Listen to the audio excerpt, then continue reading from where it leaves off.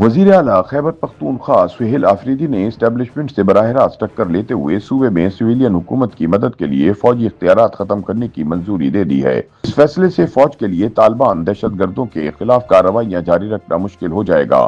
دفاعی ماہرین کا کہنا ہے کہ صوبائی حکومت کے اس فیصلے سے خیبر پختونخوا میں پاکستانی فوج کے لیے پیچیدگیاں بڑھ سکتی ہیں اور دہشت گردوں کے خلاف آپریشن میں رکاوٹ پیدا ہو سکتی ہے۔ تاہم بظاہر ایسا معلوم ہوتا ہے کہ سہیل آفریدی اپنے کپتان عمران خان کے دیے ہوئے پرو طالبان ایجنڈے پر عمل پیرا ہیں۔ یاد رہے کہ سہیل آفریدی نے وزارت اعلیٰ کا حلف اٹھانے کے فوری بعد صوبائی اسمبلی میں اعلان کیا تھا کہ وہ کسی بھی صورت فوج کو خیبر پختونخوا میں طالبان کے خلاف کارروائی کی اجازت نہیں دیں گے۔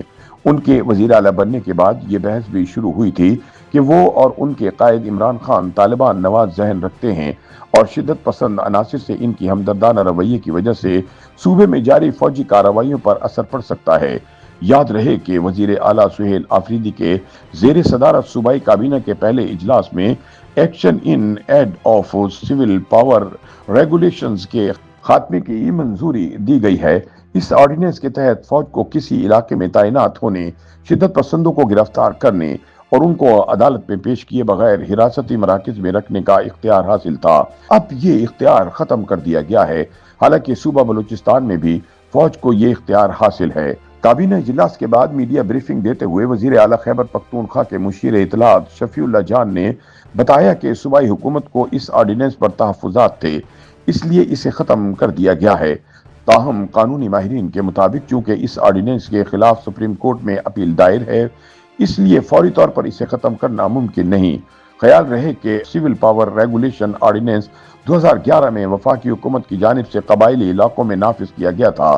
بعد میں 2019 میں اس آرڈیننس کو صوبے کے تمام اضلاع میں توسیع دے دی گئی تھی۔ اس قانون کے تحت فوج کو شدت پسندی کے خاتمے کے لیے کارروائی کی اجازت تھی، مگر ایسا کرتے ہوئے مقامی آبادی، خواتین، بچوں اور بزرگوں کا خیال رکھا جانا لازم قرار دیا گیا تھا۔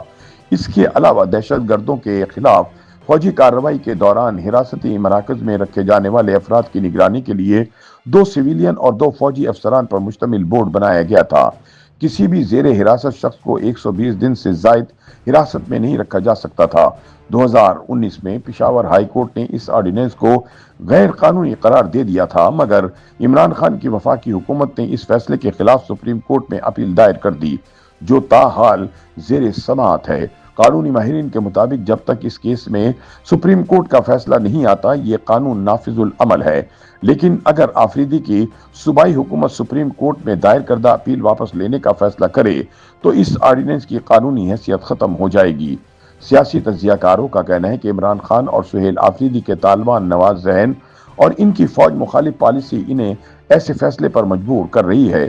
دوسری طرف خیبر پختونخوا میں تحریک طالبان کی بڑھتی ہوئی دہشت گردی پاکستان کی قومی سلامتی اور عوامی تحفظ کے لیے بڑا خطرہ بنی ہوئی ہے، مگر تحریک انصاف کی قیادت دہشت گردوں کے خلاف مؤثر کارروائی کرنے کی بجائے ان سے دوستی کا ایجنڈا لے کر چل رہی ہے۔ تجزیہ کاروں کا کہنا ہے کہ خیبر پختونخوا حکومت کا یہ رویہ صوبے میں دہشت گردوں کے خلاف جاری فوجی کارروائیوں کو کمزور کر دے گا۔ YouTube پر گوگلی نیوز دیکھنے کے لیے youtube.com کی سرچ بار میں googly news T V type کریں۔ گوگلی نیوز کے پیج پر سرخ رنگ کے سبسکرپشن والے بٹن پر کلک کرنا نہ بھولیے۔ YouTube پیج پر اپلوڈ ہونے والی ویڈیوز سے باخبر رہنے کے لیے بیل آئیکن پر کلک کیجیے۔ آپ کو ہر نئی ویڈیو کے بارے میں نوٹیفیکیشن موصول ہو جائے گا۔